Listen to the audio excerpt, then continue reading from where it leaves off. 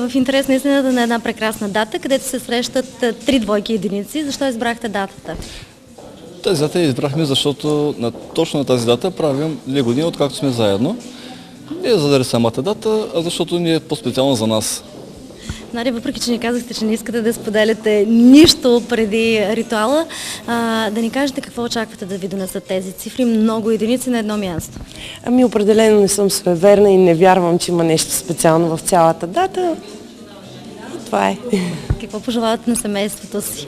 Все още наистина не сте сключили граждански брак, ритуал предстои. Пожелаваме се на семейството, дълголетие, здраве, щастие. И да си вярваме.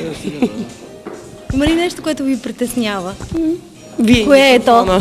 Вие и микрофона.